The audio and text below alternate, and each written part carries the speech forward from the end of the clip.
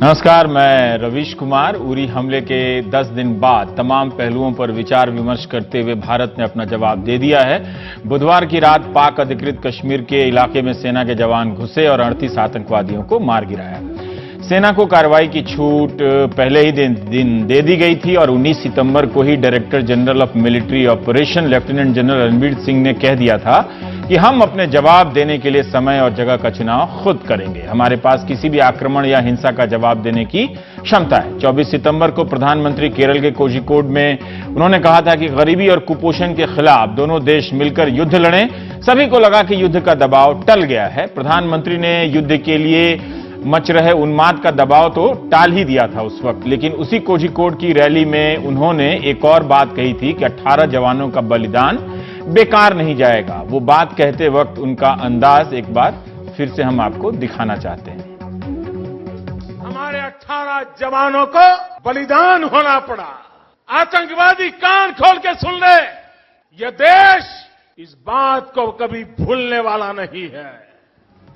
केरल से दिल्ली आकर प्रधानमंत्री फिर से नाना प्रकार की बैठकों में व्यस्त हो गए। कभी मोस्ट फेवर्ड नेशन को लेकर चर्चा, तो कभी सिंधु नदी जल समझौते को लेकर चर्चा। सार्क बैठक में भारत के ना जाने के फैसले के साथ बांग्लादेश, भूटान और अफगानिस्तान का आना। सब आश्वस्त होने लगे कि भारत पाकिस्तान को अलग थलग करने की नीति पर ही काम कर रहा है और अपने पड़ोस में कामयाब भी हो रहा है। इसी बीच अमेरिका के राष्ट्रीय सुरक्षा सलाहकार का फोन आता है, अखबार में छपता है कि उन्होंने भारत के राष्ट्रीय सुरक्षा सलाहकार से बात की है और अमेरिका ने यह भी आश्वासन दिया है कि संयुक्त राष्ट्र जिन्हें आतंकवादी संगठन मानता है उनके खिलाफ पाकिस्तान को कड़ी कार्रवाई करनी होगी। अमेरिका के विदेश मंत्री भी भारत की विदेश मंत्री को फोन करते हैं कि तनाव बहुत ना बढ़े, युद्ध ना हो। गुरुवार को 11 बजे के आसपास मीडिया से डीजीएमओ के जो लेफ्टिनेंट जनरल रणबीर सिंह हैं वो मुखातिब होते हैं, जिन्होंने 19 सितंबर को कहा था कि जवाब देने के लिए जगह और समय का चुनाव हम खुद करेंगे। कल बहुत ही विश्वस्त और पक्की जानकारी मिलने के ऊपर कि कुछ आतंकवादी लाइन ऑफ कंट्रोल के साथ लॉन्च पैड्स के अंदर एकत्रित हुए हैं, इस इरादे के साथ कि वो घुसपैठ करके सीमा के इस पार जम्मू एंड कश्मीर के अंदर या भारत के महत्वपूर्ण शहरों के अंदर आतंकवादी हमले कर सकें। इस खबर को मिलने के बाद भारतीय सेना ने सर्जिकल स्ट्राइक्स कल उन लॉन्च पैड्स के ऊपर किए हैं। इस ऑपरेशन का लक्ष्य आतंकवादियों के नापाक मंसूबों को विफल करना था, जो कि हमारे देश के नागरिकों के जान माल को नुकसान पहुंचाना चाहते थे। इन काउंटर टेररिस्ट ऑपरेशंस के दौरान आतंकवादी और उनके समर्थकों को भारी नुकसान पहुंचाया गया है और कईयों को उधर मार गिराया गया है। इन ऑपरेशंस को अब समाप्त कर दिया गया है, जिनका उद्देश्य केवल आतंकवादियों के खिलाफ कार्रवाई करना था। हमारा इन ऑपरेशंस को और समय तक जारी रखने का कोई इरादा नहीं है।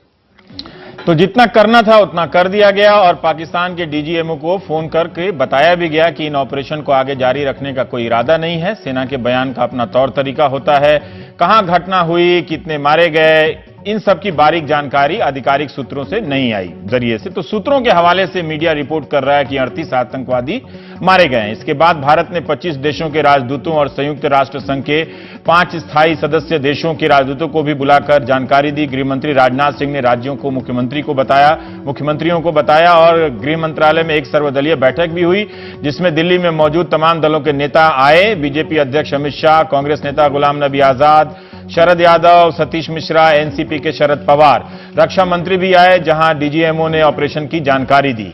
विपक्ष के सभी दलों ने सरकार के कदम का समर्थन किया है, सेना को बधाई दी है। सुषमा स्वराज ने सोनिया गांधी से मिलकर पूरे मामले की जानकारी दी है। सोनिया गांधी ने अपने बयान में कहा है कि भारत की तरफ से यह कड़ा संदेश गया है कि हमारे देश ने फैसला कर लिया है कि अब वो घुसपैठ और सुरक्षा बलों पर हमला नहीं होने देगा। बीजेपी अध्यक्ष अमित शाह ने भी सेना को बधाई दी है और मजबूत निर्णय लेने के लिए प्रधानमंत्री को साधुवाद किया है। उनका कहना है कि प्रधानमंत्री मोदी के नेतृत्व में भारत सुरक्षित महसूस कर रहा है। पाकिस्तान ने यह तो स्वीकार किया है कि भारतीय सेना ने नियंत्रण रेखा पार कर उसके 2 सैनिकों को मारा है। बाद में यह भी माना कि 9 फौजी जख्मी भी हुए हैं। इंटर सर्विसेज पब्लिक रिलेशंस ने इसकी पुष्टि तो की है, लेकिन सर्जिकल स्ट्राइक के भारत के दावे को नकार दिया। पाकिस्तानी सेना के प्रेस विंग ने कहा कि भारत की तरफ से मीडिया में फैलाने की कोशिश हो रही है कि क्रॉस बॉर्डर फायर को सर्जिकल स्ट्राइक नाम दिया जाए। यह पूरी तरह से सच्चाई को तोड़ना मरोड़ना है। पाकिस्तान ने पहले भी साफ किया है कि अगर पाकिस्तान की जमीन पर कोई सर्जिकल स्ट्राइक होती है तो उसे उसी तरीके से जवाब दिया जाएगा। सेना को बधाइयों का तांता लगा हुआ है। फिल्म स्टार से लेकर राजनेताओं और आम लोगों की तरफ से एक खास बात यह भी है कि जो भी डिटेल सामने आई है उससे यही पता चलता है कि पूरी कार्रवाई में सेना को कुछ भी नुकसान नहीं हुआ और ना ही पाकिस्तान ने ऐसा कोई दावा भी किया है। पाकिस्तान ने यही कहा है कि उनकी सेना ने मुंहतोड़ जवाब दिया है, लेकिन उसके 2 सैनिक मारे गए हैं। सेना के औपचारिक बयान में ऑपरेशन की बारीक जानकारियां नहीं है, लेकिन सूत्रों ने जो बताया वो इस तरह से है कि नियंत्रण रेखा के पार सर्जिकल स्ट्राइक की योजना उड़ी हमले के फौरन बाद ही बना ली गई थी। प्रधानमंत्री को इसकी जानकारी थी, लेकिन मंजूरी बुधवार दोपहर दी गई। 1 हफ्ते से नियंत्रण रेखा के पार आतंकवादियों के लॉन्च पैड्स पर निगाह रखी जा रही थी। नियंत्रण रेखा के पार 250 किलोमीटर के दायरे में 7 जगहों पर इस ऑपरेशन को अंजाम दिया गया। कवरिंग के तौर पर रात में पहले मोर्टार फायर किए गए ताकि स्पेशल फोर्सेस अंदर आ सके। पुंछ, मेंढर, माचिल और नौगांव से स्पेशल फोर्स की टीमें नियंत्रण रेखा में 2 किलोमीटर तक अंदर घुसी। हेलीकॉप्टर के जरिए स्पेशल फोर्स की टीमों को नियंत्रण रेखा के पार पहुंचाया गया। भिम्बेर, केल, तातापानी और लिपा इलाके में आतंकियों के लॉन्च पैड को निशाना बनाया गया। सेना की 4 और 9 पैरा के स्पेशल फोर्स के कमांडोज ने इस कार्रवाई को अंजाम दिया और सूत्रों ने अपने हवाले से यह बतवाया है कि इस दौरान 36 आतंकियों को ढेर करने का दावा किया गया और 2 पाकिस्तानी सैनिक भी मारे गए।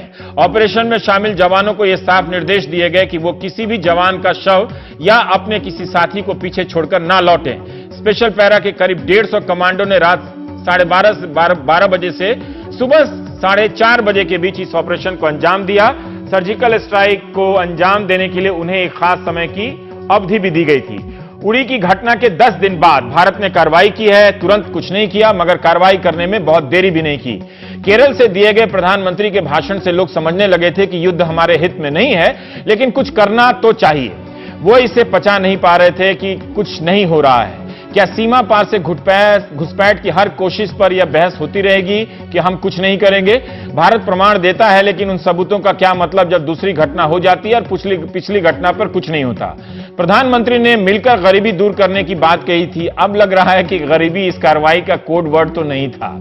सामरिक रणनीतियां कोड वर्ड में ही सार्वजनिक की जाती हैं। एक बार फिर बता दें कि भारत ने अपनी तरफ से बताया है कि उसकी तरफ से कार्रवाई पूरी होती है, ये युद्ध नहीं है, जवाब है। अब सवाल युद्ध की आशंका को लेकर है, वो गहरी हो रही है आशंका, लेकिन 10 दिनों के बाद कार्रवाई के दौरान इन आशंकाओं को भी सरकार ने पूरी तरह से परख ही लिया होगा। कई जगहों से खबरें आ रही हैं कि सीमावर्ती गांव में अलर्ट जारी कर दिया गया है, गांवों को खाली कराया गया है। वाघा बॉर्डर पर बॉर्डर सिक्योरिटी फोर्स ने रिट्रीट सेरेमनी रद्द कर दी है।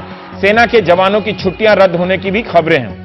भारतीय सेना पर इससे बड़ा हमला कभी नहीं हुआ जो उड़ी में हुआ। पठानकोट एयरबेस हमले से भी ज्यादा नुकसान इस हमले में हुआ। सरकार ने न सिर्फ सीमा पर जवाब दिया, बल्कि सीमा के अंदर राजनीतिक एकजुटता को भी बनाए रखा ताकि स्वर सबका एक हो। शाम होते होते पाकिस्तान से जवाब देने की खबरें आने लगी।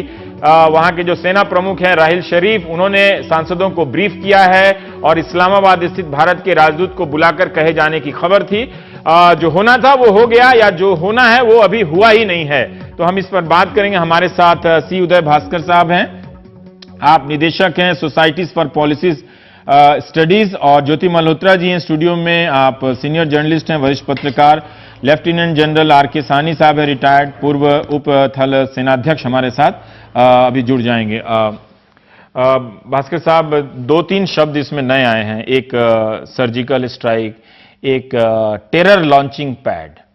मुझे लगता है कि बहुत, मुझे ध्यान तो नहीं है, लेकिन ये मैं शायद बहुत दिनों के बाद सुन रहा हूं, अगर पहली बार नहीं सुन रहा हूं तो।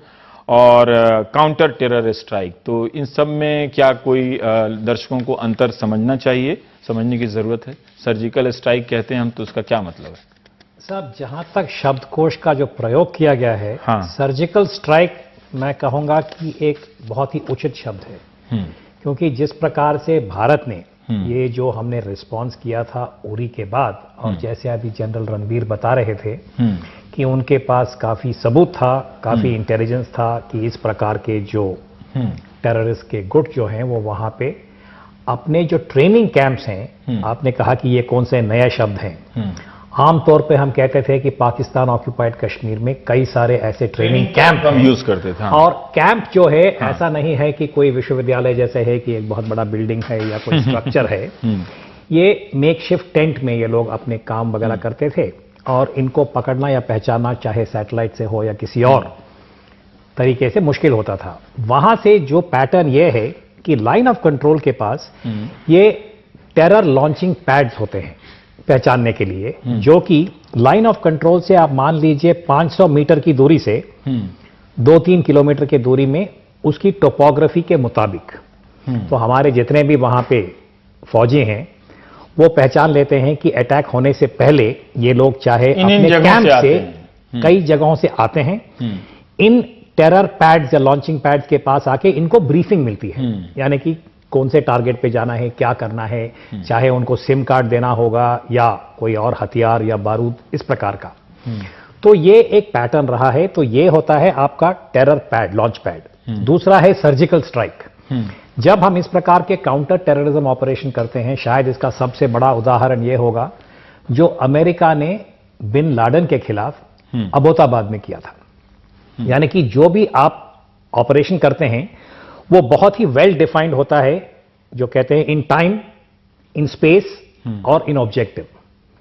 तो ये जो अब अपने रिपोर्ट में बता रहे थे कि कमांडो फोर्सेस गए थे, इनको एक टारगेट दिया गया था और उसमें जो भी उनका ऑब्जेक्टिव या उद्देश्य था कि उनको न्यूट्रलाइज करना है, वो एक समय में, जैसे आपने बताया है कि रात को 12:30 से लेके करीब 4:30-5 बजे सवेरे तक, तो आप बहुत ही बारीकी तरीके से इसको आप डिफाइन करते हैं।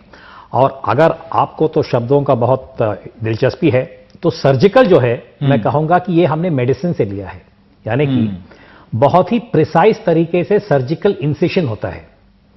तो उसी प्रकार से जो भी ऑपरेशन के योजक हैं वो एक डिफाइंड ऑब्जेक्टिव के साथ इन फोर्सेस को भेजते हैं और जैसे खत्म हो जाता है तुरंत वापस आते हैं। तो इसलिए रणबीर साहब बार बार यही कह रहे थे, ये काउंटर टेररिज्म है, ये पाकिस्तान की जो टेरिटोरियल इंटेग्रिटी, क्षेत्रीय अखंडता या किसी और प्रकार का कोई ऐसा खतरा नहीं है।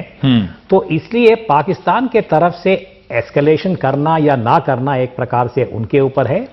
और दूसरा, उन्होंने एक और मैं शब्द का जोड़ना चाहता हूं, हालांकि आपने उसको जोड़ा नहीं है, सिग्निफिकेंट कैजुअलिटीज। हाँ, नंबर की जगह ये उन्होंने कहा है। तो इसका अर्थात यही है कि जो भी ऑपरेशन था सफल रहा है और सिग्निफिकेंट कैजुअलिटीज बड़ी संख्या में, मतलब मोटा मोटी समझा जाए कि बड़ी संख्या में हम मारे हैं। ये संख्या बढ़ भी सकती है, 38 से ज्यादा भी हो सकती है या कुछ भी अभी हो सकती है। सानी साहब, आपका बहुत बहुत स्वागत। सेना को बहुत बधाइयां मिल रही हैं, फिल्म स्टार से लेकर अभी तो मैं एक विजुअल देख रहा था कि छत्तीसगढ़ में भी तैनात किसी सुरक्षा बल की यूनिट में डांस वगैरह हो रहे हैं और आम लोग भी बहुत बधाई दे रहे हैं। जो बहुत निराशा में चल रहे थे उनके व्हाट्सएप मैसेज बदल गए हैं, अब दूसरी तरह की शेरो शायरी में आ गए हैं। पर यह जवाब पर्याप्त और मुकम्मल है आपके लिहाज से सर? मेरे ख्याल से सबसे पहले पाकिस्तान ने बहुत ही बार ये ऐसे एक्शन किए और उनको अनपनिश रखा गया। इस बार जो है वो जवाब दिया गया, वो बड़ा calculated, cold blooded, well planned जवाब था। और ये जवाब इसलिए जो महत्व रखता है क्योंकि हमने अपने आप के अंदर एक लक्ष्मण रेखा बना ली थी जो कि लाइन ऑफ कंट्रोल थी। हम कहते उसके पार नहीं जाएंगे। इवन कारगिल ऑपरेशन के अंदर हम पार नहीं गए। इस बार वो रेखा पार कर ली गई और उस रेखा को पार करके आघात किया गया और हमारे जो सैनिक थे प्रोफेशनल, कॉम्पिटेंट, वेल ट्रेन्ड, अपना काम करने के बाद बगैर किसी कैजुअल्टी को सफर किए हुए वापस आ गए। इसके लिए मैं उनकी बड़ी सराहना करता हूं। पर एक और बात कहना चाहूंगा कि जो 11 दिन लगे इस सेक्शन को करने के लिए, तो मेरे ख्याल में इसके ऊपर विचार किया गया होगा, टेक्टिकल लेवल के ऊपर, ऑपरेशनल लेवल के ऊपर, कि इस हमले के होने के बाद जवाब क्या होगा दुश्मन की तरफ से, उसको काउंटर कैसे किया जाएगा तो जैसे शतरंज के खिलाड़ी 2 या 3 मूव आगे जाते हैं, हमारे जो कमांडर्स हैं उन्होंने भी 2 या 3 मूव आगे की होगी। इसके बाद क्या होगा, उस हमले को जो जवाबी हमला अगर आया पाकिस्तान का, तो उसको कैसे नकारा जाएगा। और ये जो काम हुआ है, इसको सुन के इसके बारे में और इसके बारे में जो रिपोर्ट सुन के मुझे याद आया है कि हमारे वॉर कॉलेज का मोटो है युद्धाय कृत निश्चय, जो कि गीता से आया हुआ है कि जब भी युद्ध करो निश्चय करके युद्ध करो। तो ये इस बार जो युद्ध हुआ, जो कार्रवाई हुई, वो निश्चय करके हुई, पॉलिटिकल विल के साथ हुई। सबसे बड़ी बात ये थी कि अभी तक पॉलिटिकल जो थी विल नहीं थी, और इस गवर्नमेंट ने ये विल दिखाई है। इसके लिए गवर्नमेंट को भी बधाई देनी पड़ेगी और फौज की सराहना करनी पड़ेगी कि उन्होंने इतना मुस्तैदी के साथ इतना ठीक काम किया। ज्योति, अक्सर अभी सानी साहब ने कहा कि हम लोग कभी जवाब नहीं देते थे सीमा पर, और जब भी आतंकवाद का होता था तो हम अपील करने वाले नेशन होते थे दुनिया भर में। क्या इस कार्रवाई से कूटनीतिक स्तर पे, डिप्लोमेटिक स्तर पर भारत ने एक संदेश दिया है कि ठीक है, अभी हमने एबटाबाद जैसा नहीं किया है, लेकिन अब हम अपने आप को जब प्रोटेक्ट करेंगे टेरर स्ट्राइक से, तो ऐसा कर सकते हैं? देखिए रवीश, बहुत बड़ी कामयाबी है ये भारतीय सेना की, इसमें तो बिल्कुल कोई शक नहीं है जो कल रात को हुआ। लेकिन मैं ये भी कहूंगी, जो आपका जो सवाल ये है कि पहली दफा, ये और लोगों ने भी कहा है कि जो कल रात को हुआ, और जनरल सहानी भी कह रहे हैं कि कारगिल में भी हमने लाइन ऑफ कंट्रोल जो है भारतीय सेना ने पार नहीं किया था नियंत्रण रेखा को। लेकिन जो मुझे सुनने में आया, जो हमारे जो पूर्व सेना अध्यक्ष हैं जनरल बिक्रम सिंह, जो कारगिल में स्पोक्समैन थे भारतीय सेना के, उन्होंने मुझे ये बताया कि 2013 में भी, जनवरी 2013 में आपको याद होगा, जब 2 सैनिक के जो सिर जब काटे गए थे, उसके बाद भी जो है भारतीय सेना ने नियंत्रण रेखा पार करी थी और जो है स्ट्राइक हुआ था। लेकिन मुझे ध्यान आ गया, तब वो बयान उनका छपा था कि हमारे बॉयज ने स्टुपेंडस जॉब किया है, ऐसा कुछ कहा था। मेरे ख्याल फर्क ये है, और जो जनरल सानी कह रहे हैं कि 2013 में जब मनमोहन सिंह की यूपीए की सरकार जब थी उस वक्त, और आज में फर्क ये मुझे लगता है सबसे बड़ा फर्क ये है कि आज आपने इसको अपनाया है, इसको कबूल किया है कि हाँ, हमारी सेना जो है हमने नियंत्रण रेखा को पार करके, चाहे जो भी आपका एक्सप्लेनेशन रहा हो कि ये हमारा कश्मीर है और ये पाकिस्तान अधिकृत कश्मीर है, लेकिन ये असल में वाकई में ये हमारा मतलब भारत का कश्मीर है, चाहे जो भी आपका एक्सप्लेनेशन रहा हो, ये एक मैसेज गया कि सेना जो कर रही है उसके पीछे एक राजनीतिक समर्थन भी है। एक वो है कि हमने ये इसको अपनाया है कि ये हम जो एक तो प्रिएम्प्टिव आपने स्ट्राइक करी कि ये जो लॉन्च पैड से, जैसे आप जो आज डीजीएमओ कह रहे थे कि भारत के अंदर आने वाले थे और जो है काफी जगहों में वो स्ट्राइक करने वाले थे, एक तो प्रिएम्प्टिव स्ट्राइक। दूसरा आपने अपनाया है कि ये हमारे पास ये कैपेबिलिटी है ये करने की। और तीसरा जो आपने जो कूटनीतिक स्तर वाली बात जो कही, जो आज 22 जो है हाई कमिश्नर राजदूतों को बुलाया है दिल्ली में, और उनको ये समझाया है कि इस तरह से हुआ है और हमने ऐसा क्यों किया है। और जो सबसे बड़ी बात जो मुझे जो लगती है कि उरी के हमले के बाद भारत ने अमेरिका के साथ और अन्य देशों के साथ जरूर बात की होगी कि देखिए इस तरह से बात हुई है, 18 लोग हमारे मारे गए हैं। और उस वक्त भी जो है ये जो बड़े जो देश हैं, उन्होंने भारत को एक ये सिग्नल किया था कि आप एक बहुत बड़ा ऐसा कोई स्ट्राइक ना करें कि पाकिस्तान आपको फिर रिटेलिएट करने पे आप जो है वो उसको वो हो जाए। लेकिन अगर आप कोई कोवर्ट स्ट्राइक टाइप करते हैं तो हम जो है दूसरी तरफ देखेंगे नहीं इसको, यानी हम इसको नजरअंदाज करेंगे। तो एक तरफ से आज अगर आप देखें, आपको इंटरनेशनल कम्युनिटी से कोई ऐसा कोई रिएक्शन नहीं आया है। तो आप ये रिएक्शन ना आना भी बहुत बड़ी बात है, भारत की तरफ से बड़ी कामयाबी है, बहुत बड़ी कामयाबी है, सराहना है कि भारत के। और ये देखिए सीधा क्रेडिट प्रधानमंत्री मोदी जी को के पास जाता है बिल्कुल, कि आपने एक जो पिछले 10 दिन में 18 तारीख के बाद एक ये जो जैसे आपने कहा कि इंडस वाटर्स ट्रीटी, फिर MFN स्टेटस, मुझे लगता है एक ये सारे जो है ये डिस्ट्रैक्शन भी था कि आप पानी को आप एक वेपन, गरीबी शायद जवाब का कोडवर्ड हो शायद जी। पर ये एक दिलचस्प बात है कि अंतर्राष्ट्रीय स्तर से सबकी खामोशी जो है वो आज पाकिस्तान को ज्यादा परेशान कर रही होगी, क्यों भास्कर साहब? नहीं, मुझे लगता है कि जैसे आप बता रहे हैं, क्योंकि वो सुबह से वो क्लेम नहीं कर पा रहे हैं कि क्या करें, इसको कहें कि भारत ने हमारा अतिक्रमण किया है या नहीं किया है। वो तो डिनाई कर रहे हैं। हाँ, वो डिनाई करने में है, तो दुनिया को भी समझ में नहीं आता होगा कि इनके साथ हम क्या करें। ये डिनायल जो है साहब, हाँ। मैं कहूंगा कि पाकिस्तान के लिए एक बुनियादी लक्षण है, क्योंकि अगर आप इसे ऐतिहासिक रूप से देखें, जब ईस्ट पाकिस्तान के अंदर जो पाकिस्तान के फौज ने जो जेनोसाइड किया था, हाँ, बांग्लादेश के लोग कहते हैं कि वहां पे 30 लाख लोगों की उन्होंने मौत की, और हालांकि ऑफिशियल फिगर उससे भी अगर कम हो, आप देखिए तब से लेके हमारे ही अनुभव में जब मुंबई का हादसा हुआ था, सबसे पहले उन्होंने कहा कि कसब जो है वो पाकिस्तान का नागरिक नहीं है।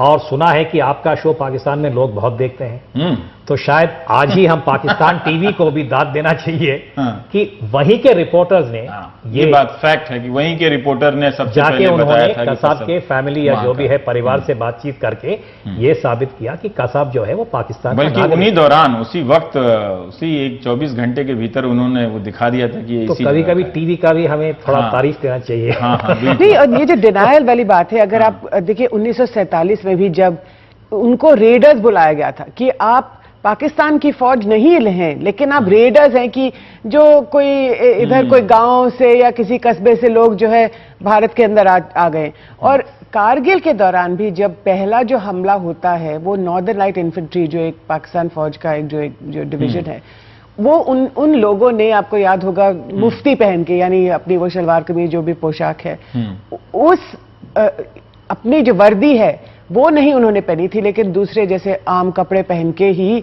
वो कारगिल के अंदर आए थे।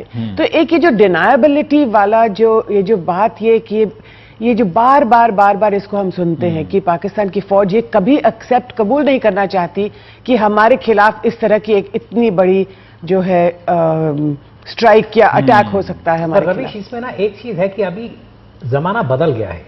कारगिल में पाकिस्तान ने डिनाई किया कि नॉर्थर्न लाइट इन्फेंट्री के जो जवान हैं वो मारे गए थे, पर अभी व्हाट्सएप का जमाना है, इंस्टेंट पिक्चर का जमाना है। तो मैं यही सोच रहा था, पाकिस्तान का मैं मीडिया भी देख रहा था, उनके ब्लॉग्स भी देख रहा था। अगर आपके मीडिया के रिपोर्ट्स के आधारित ये कहा जा रहा है कि जितने लोग वहां मारे गए, चाहे वो टेररिस्ट हो, इर्रेगुलर है, वो संख्या काफी बड़ा है, एक आध लोगों की बात नहीं है। और इसका जो डिनायल है, उनके जो परिवार के लोग हैं, जो भी है, इलाके के लोग वहां पे, ये जरूर कल परसों यह खुलासा होगा और पाकिस्तान के लिए बहुत बड़ा उलझन होगा। क्योंकि मैं एक चीज सोच रहा था, जनरल राहिल शरीफ 2 महीने में रिटायर होने वाले हैं, और अभी तक उनका जो भूमिका और प्रोफाइल रहा है पाकिस्तान में, ये बहुत ही पॉजिटिव है। लोग उनको रियल शरीफ मानते हैं। पाकिस्तान के प्रधानमंत्री जो नवाज शरीफ हैं, उनके बारे में तरह का लोकप्रिय है वहां, बहुत ही। तो उनके लिए मैं कहूंगा कि ये एक व्यक्तिगत रूप से एक बहुत बड़ा भारी उनके लिए चुनौती होगा कि स्वीकार कैसे करें और इसका जवाब क्या होगा। तो ये मुझे लगता है कि सानी साहब, आपको लगता है कि पाकिस्तान, जैसे ज्योति जी अभी कह रही थी कि अब उसके पास कोई अंतर्राष्ट्रीय समर्थन नहीं है, काफी लंबा वक्त गुजर गया इस बात को भारत की तरफ से औपचारिक रूप से बताने के बाद भी, बाद के हमने वहां पर प्रवेश किया, मारा है 38 लोगों को, वहां पर लॉन्चिंग पैड पर अटैक किया है, पाकिस्तान कोई समर्थन नहीं जुटा पाया। क्या आपको लगता है कि बगैर किसी अंतर्राष्ट्रीय समर्थन के इस तरह से अलग थलग पड़ जाने के बाद पाकिस्तान कोई जवाबी कार्रवाई करने की स्थिति में है? देखिए, सबसे पहले बात यह है कि आप रैशनल आदमियों की बात करें तो नहीं है, पर वो काफी इरैशनल आदमी है। दूसरा, एक और आपसे बात करूंगा, जैसे आप टेररिस्ट की बात कर रहे थे जी, एक बड़ा संबंध है घनिष्ठ टेररिस्ट का पाकिस्तान आर्मी के साथ। ये पाकिस्तान आर्मी का एक अटूट अंग है। इनका जैसे हमारी फौज के अंदर आर्टिलरी है, आर्मर्ड कोर है, एयर डिफेंस है, उनके ये टेररिस्ट हैं, उनका ये पार्ट एंड पार्सल है। तो ये कहना ये अलग एंटिटी है, मेरे ख्याल से बिल्कुल गलत होगा। और दूसरा, पाकिस्तान का है एक बड़ा अजीब किस्म का मुल्क है। उनकी थिक स्किन जिसको कहते हैं, उनका जो समर्थन करने वाले थे वो आस्ता आस्ता कम हो गए हैं। इवन जो उनके घनिष्ठ मित्र हैं वो भी उनसे एम्बैरेस्ड फील करते हैं।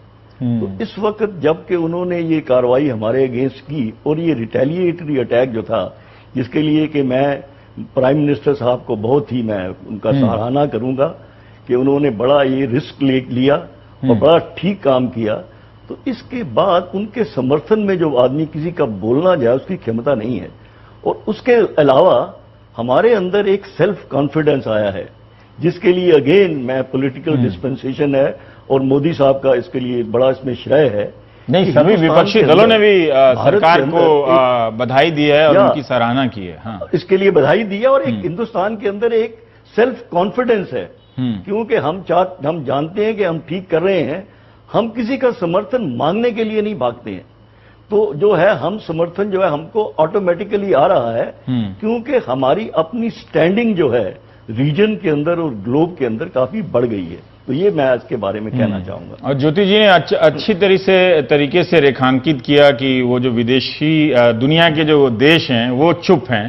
मतलब ये सबसे बड़ा प्रमाण है पाकिस्तान को अलग थलग कर देने का कि एक स्ट्राइक भी हुई और पाकिस्तान के समर्थन में कोई भी देश, चाहे उसका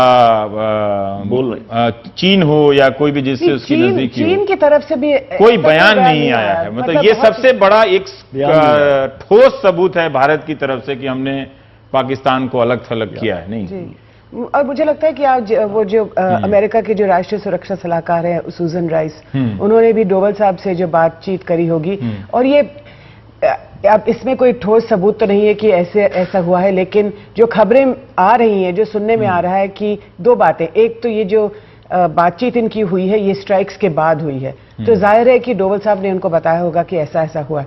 और उसके बाद जो उनका स्टेटमेंट एक आया है कि क्रॉस बॉर्डर अटैक का इन्होंने उसको जो है डिस्क्राइब किया। हमको एक ब्रेक लेना है और आपकी इस बात के साथ एक और बात है कि पाकिस्तान जज करने में शायद गलती कर गया कि प्रधानमंत्री मोदी अगर कोई कार्रवाई करेंगे तो चूंकि उनको अंदरूनी राजनीति में वो एक उनको लेकर बहुत ध्रुवीकरण हो जाता है, तो उनको शायद राजनीतिक समर्थन ना मिले, लेकिन साथ साथ वो भी उन्होंने करके दिखा दिया। जिस तरह से आज तमाम राजनीतिक दलों ने सरकार के पक्ष में और सेना को बधाई देते हुए वो बात कही है, वो हम आपको सुनाना चाहते हैं। फिर हम ब्रेक लेंगे, फिर आएंगे तो उस पर चर्चा करेंगे। The army has worked out a detailed counter-terrorist action plan, did a surgical operation successfully. Terrorism को खत्म करने के लिए जो भी कदम सरकार उठाएगी हमारा उसका समर्थन हमेशा रहेगा हमारी फौज को। From our side, I have congratulated the Indian Army for this operation. इस बार हमारी सेना ने एक एंटी टेररिस्ट ऑपरेशन के नाते सरहद पार करके उनके कैंप को तबाह कर दिया। I salute the Indian Armed Forces for their successful operation. This is a fitting reply against the continuing infiltration by the terrorists supported by the Pakistan Army. There is a strong message in it.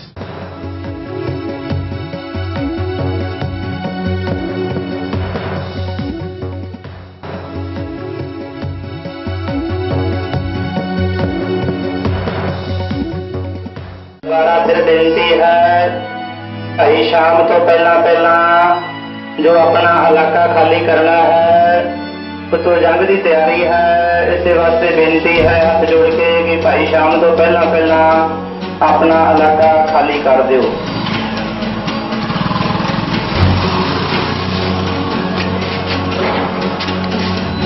सानू भी order आया है भी तो सरकार वालों भी border तो सारे पिंड खाली किए जावन।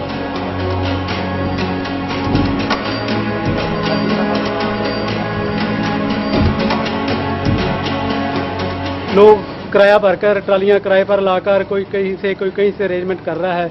बहुत मुश्किल है सारी, जहाँ कोई इतना अमीर आदमी तो है नहीं जो अपने प्रोसीजर कर सके। सारे गांव में बहुत मुश्किल में हैं और दिक्कत में भी हैं, भी करें तो क्या करें। और ऐसा सारे लोग गांव छोड़कर पीछे जा रहे हैं।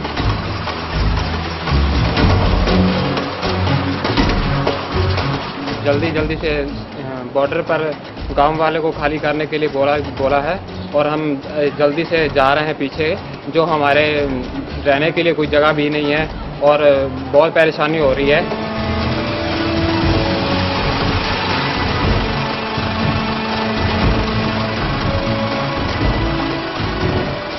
12 ਵਜੇ ਪਤਾ ਲੱਗਿਆ ਵੀ ਲੈ ਵੀ ਫਟਾਫਟ ਆ ਕੇ ਲੌਸਮੈਂਟ ਕੀਤੀ ਵੀ ਇੱਥੇ ਪਿੰਡ ਖਾਲੀ ਕਰ ਦਿਓ। ਅਸੀਂ ਆਦਾ ਪਿੰਡ ਖਾਲੀ ਕਰਤਾ।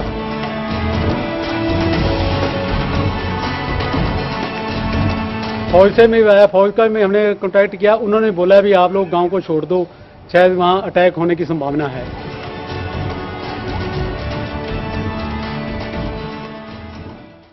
भारत और पाकिस्तान में कोई एक चीज कॉमन है तो दोनों के बाजार, दोनों डरपोक निकले और गिर गए। दोनों जगहों पर आज बाजार गुरुवार के दिन गिरा। पर भास्कर साहब, मैं ये जानना चाहता हूं कि बहुत लोगों के दिमाग में ये सवाल उठ रहा होगा कि क्या इसके बाद युद्ध की स्थिति हो सकती है क्या? साहब, मैं विश्लेषक हूं और बार बार हमको यही सोचना पड़ता है कि मान लीजिए भारत ने शतरंज की बात हो रही थी कि अभी ये बात सही है कि मोदी सरकार ने काफी दृढ़ता के साथ उन्होंने ये कार्रवाई किया है, पर पाकिस्तान का जो भी इतिहास रहा है भारत के साथ, और जैसे मैं पहले भी कह रहा था कि वहां पे जो फौज है उनका जो पकड़ है और रावलपिंडी का जो संबंध है मुरीद के साथ, जो कि यह गैर राष्ट्र गुटों का हेडक्वार्टर्स है, चाहे वो लश्कर हो या जमात है, जो भी पिछले 30 साल से यह भी अंदाजा था कि पाकिस्तान ने भारत के अंदर एक प्रकार का इन्वेस्टमेंट किया है, चाहे वो हम स्लीपर सेल कहें या टेरर मॉड्यूल या जो भी है। तो मेरा व्यक्तिगत राय यह है कि कुछ आने वाले समय के लिए, चाहे हफ्ते हो या महीने, भारत को बहुत सतर्क रहना होगा, क्योंकि जितना भी लॉजिक है वो यही कहता है कि पाकिस्तान के तरफ से किसी प्रकार का एक प्रतिक्रिया या रिस्पांस होगा। क्या वो खुलेआम, मान लीजिए अभी बात चल रहा है तक कि बर्फ गिरने तक तो सही, उसका भी वो ध्यान रखते हुए, या डायरेक्ट एक्शन हो सकता है, चाहे वो लाइन ऑफ कंट्रोल पे हो। अभी मैं सुन रहा था कि शायद आईबी के ऊपर, अभी वो आपके रिपोर्ट में कह रहा था कि पंजाब के ऊपर गांव को खाली कर रहे हैं। इंटरनेशनल बॉर्डर और लाइन ऑफ कंट्रोल में बहुत अंतर है प्रतीकात्मक रूप से। अच्छा, लाइन ऑफ कंट्रोल के ऊपर आप ये एक्सचेंज ऑफ फायर हो सकता है, सर्जिकल स्ट्राइक की बात होती है, दोनों फौज जो है वो अपने आप को काफी एक ऑपरेशनल स्थिति में रखते हैं। हमारा जो आईबी है वो पैरामिलिट्री की जिम्मेदारी है, यानी कि हमारी साइड पे बीएसएफ होता है, उनके साइड रेंजर होता है। यदि वहां पे कुछ घटना होती है तो मैं कहूंगा कि ये पूरा जो लेवल है ये काफी एक और चला गया लेवल पे चला जाएगा। और जहां तक ये जो गैर राष्ट्र जो गुट है या जो कॉन्स्टिट्यूएंसी है, उसका किस प्रकार का प्रयोग हो सकता है भारत के खिलाफ, इन सब चीजों के बारे में सोचना है। पर संक्षेप में यही है कि भारत को बहुत ही सतर्क रहना होगा, क्योंकि पाकिस्तान की तरफ से रिस्पांस जो है, खास जैसे मैं दोबारा कह रहा हूं, पाकिस्तान की जो फौज के लिए, उनके अध्यक्ष के लिए, जनरल राहील शरीफ के लिए जी, ये एक बहुत बड़ा, इस वक्त मैं कहूंगा, धक्का के तरफ से गेम घूम गया है। जो सवाल यहां प्रधानमंत्री मोदी के लिए पूछा जा रहा था, अब उन लोगों को जवाब देना है। मतलब पूरी चुनौतियां वहां उनके घरेलू स्तर पर घुमा दी गई हैं। पर सानी साहब, हम उस मनोवैज्ञानिक दौर से बाहर निकल आए। क्या आपको लगता है कि जिस तरह से अभी भी ये जो जवाब दिया गया, और जब डीजीएमओ साहब ब्रीफ कर रहे थे मीडिया को, तो उन्होंने कहा कि हमारी कार्रवाई यहीं पर खत्म होती है, इससे आगे का हमारा इरादा नहीं है, और ये बात पाकिस्तान के डीजीएमओ को बता दिया गया है। क्या आप युद्ध की किसी आशंका से लेकर चिंतित हैं, या आपको लगता है कि इस सर्जिकल स्ट्राइक को लेकर, इसकी कामयाबी को लेकर फिर से लोगों को एक मौका मिल गया है उस उन्माद को, युद्ध के उन्माद को, जिसे कुछ लोग सही नहीं मानते हैं, उसको भड़काने के लिए या उसका बढ़ावा देने के लिए? देखिए, सबसे पहले बात यह है कि हिंदुस्तान एक बड़ा रिस्पॉन्सिबल और सोबर मुल्क है। हम कोई भी चीज जो है झटके से नहीं करते, हम सोच विचार के करते हैं। मेरे ख्याल से डीजीएमओ ने बड़ी मैच्योर्ड बात की है इस ऑपरेशन के बाद, जो कि बड़ा वेल कोऑर्डिनेटेड ऑपरेशन था, जिसके लिए कि जिसमें कि फौज के चीफ से लेकर इंटेलिजेंस के चीफ, जो कि कोऑर्डिनेट किया था हमारे एनएसए डोल साहब ने, बड़ा अच्छा ऑपरेशन हुआ। पर इसके बाद उन्होंने बड़ा ठीक बोला है कि हमने जवाब दे दिया है, हमारी कार्रवाई जो है खत्म हुई है।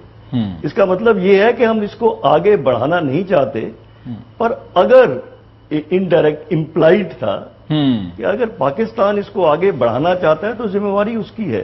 पर ये जैसे कि अभी बोला गया कि हमको सतर्क रहना पड़ेगा, क्योंकि रिस्पांस जरूर आएगा, और रिस्पांस जो है वो बॉर्डर पे नहीं, एलओसी पे नहीं, शहरों पे आ सकता है, आतंकवाद के जो है वो कार्रवाइयां की जा सकती हैं, स्लीपर सेल जो है वो बढ़ सकते हैं। तो इन सब को अपने मद्देनजर रखते हुए हमको आगे सतर्क रहना पड़ेगा। और मैं ये चाहता हूं कि जैसे हमने इस बार जो एक्शन किया है उसके बाद ज्यादा जो है उसके लिए हर्ष या उल्लास जो है वो सराहना तो करनी चाहिए, पर हमने बड़ी एक रिस्पॉन्सिबल बात की है। हमने एक जवाब दिया है जो कि जवाब ड्यू था, और हम आगे के लिए तैयार हैं। रिस्पॉन्सिबल कंट्री है, मुझे उम्मीद है काउंटिंग है उसमें रीजन में आपकी बात लोग समझेंगे। जो आपने अपने अनुभव से जो बात कही है कि हमने जवाब दे दिया, लेकिन इस तरह से नाचना गाना और बर्गर पे डिस्काउंट देना ये सब हमारे लिए शोभा नहीं देता, क्योंकि हम एक दूसरे तरह के जिम्मेदार मुल्क हैं। दो सवाल ज्योति जी की बड़े रिस्पॉन्सिबल जी, अभी जो सानी साहब ने कहा कि हमने जवाब दे दिया, अब अगर पाकिस्तान कुछ करेगा तो उसकी जिम्मेदारी होगी, क्या आपको लगता है कि पाकिस्तान बिना अंतर्राष्ट्रीय समर्थन के कोई कार्रवाई कर पाएगा? क्या भारत बिना किसी अंतर्राष्ट्रीय समर्थन के पाकिस्तान के खिलाफ ये जो कार्रवाई की है वो कर पाता क्या?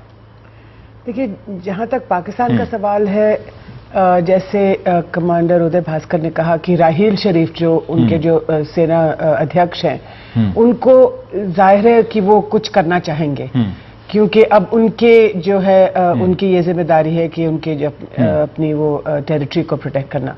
लेकिन क्या वो शायद वो चीन के साथ जरूर बात करेंगे, अमेरिका के साथ करें या ना करें, लेकिन चीन उनका जो खास दोस्त है उनके साथ ये जरूर बात करेंगे। लेकिन चीन को समझाना चाहिए उन्हें कि अगर आप इसको एस्केलेट करते हैं, जैसे भास्कर साहब ने कहा कि अगर आप इंटरनेशनल बाउंड्री जो पंजाब जो है, अगर आप इंटरनेशनल बाउंड्री क्रॉस करेंगे तो then it's an act of war. तब तो फिर आप जंग छेड़ने, अगर एलओसी पर कुछ टकराव जवाब होता है तो उसको युद्ध ना समझा जाए, लेकिन अंतर्राष्ट्रीय सीमा पे कुछ हो जाए।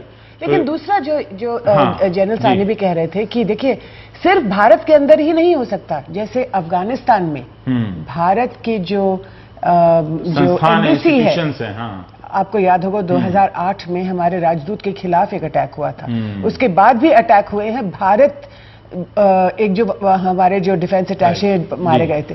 तो जो हमारी जो एम्बेसीज है उनको हाई अलर्ट पे जरूर रहना होगा, खास करके इस हल्के में हमको अलर्ट पे रहना पड़ेगा। बहुत बहुत शुक्रिया। संयुक्त राष्ट्र में सुषमा स्वराज ने एक डायलॉग बोला था कि जिनके घर शीशे के होते हैं वो दूसरों पर पत्थर नहीं फेंका करते। दरअसल मैं ये सोच रहा था कि इतने साल के बाद ये डायलॉग अगर कोई नेता संयुक्त राष्ट्र में इस्तेमाल कर रहा है तो उसे याद करना चाहिए जिसने ये संवाद लिखा। अख्तरुल ईमान, फिल्म वक्त। आप देख रहे थे प्राइम टाइम। नमस्कार।